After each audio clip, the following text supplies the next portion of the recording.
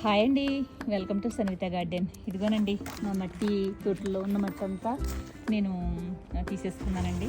తీసేసుకుని ఇక్కడ గుమ్మరించేసి మొత్తం అంతా ఎండబెట్టేసి ఇందులో కొంచెం నేను గెత్తం కలుపుకున్నానండి, పశువుల ఎరువు కలుపుకున్నాను నేను. ఇక చూశారు కదా, ఈ తొట్టులో అన్నీ కూడా మొత్తం ఖాళీ చేసేసానండి. ఇప్పుడు మళ్ళీ నేను ఇందులో మళ్ళీ పెట్టుకోవడానికి ఇదిగా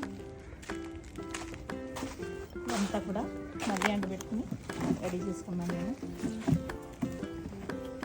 చూసారు కదా, ఇప్పుడు ఇందులో నేను అన్నీ కలుపుకున్నామండి. ఇప్పుడు మళ్ళీ సంవత్సరం దాకా మళ్ళీ మట్టి మనం తీయక్కర లేకుండా ఇప్పుడు ఇందులో కలుపుకున్నామండి. ఇదిగో చూపిస్తున్నాను. ఇది వేమ అండి, ఇదిగోని వేమ అండి. ఇదిగో సోడోమోనస్ అండి, ఇది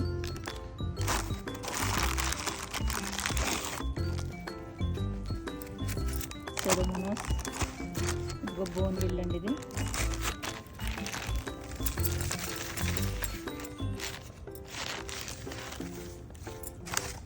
ఎఫ్ఎం సాల్ట్ అండి, ఇది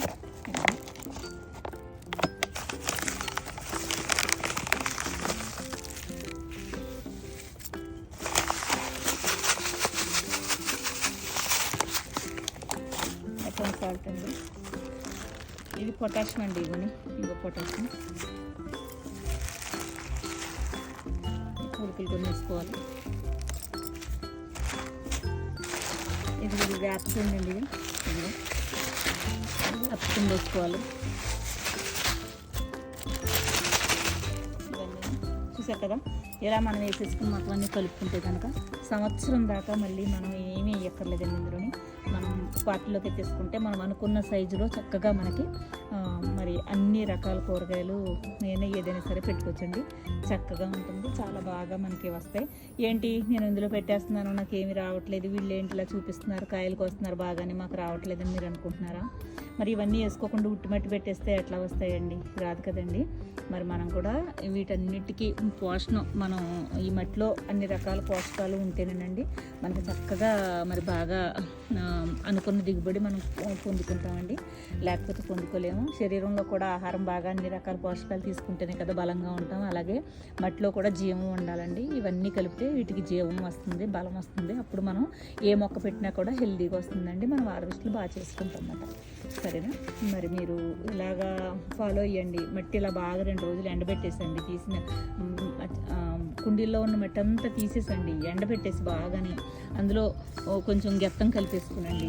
మళ్ళీ ఇవన్నీ వేసుకుని మళ్ళీ మనం ఎత్తేసుకుని చక్కగా మనం పెట్టేసుకున్నట్లయితే కనుక మళ్ళీ సంవత్సరం దాకా మనం తీయక్కర్లేదండి మట్టి.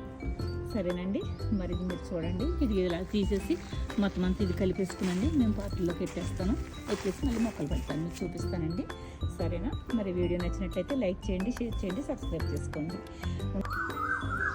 ఇదిగోనండి, ఈ రకంగా పోసేసాము మేము.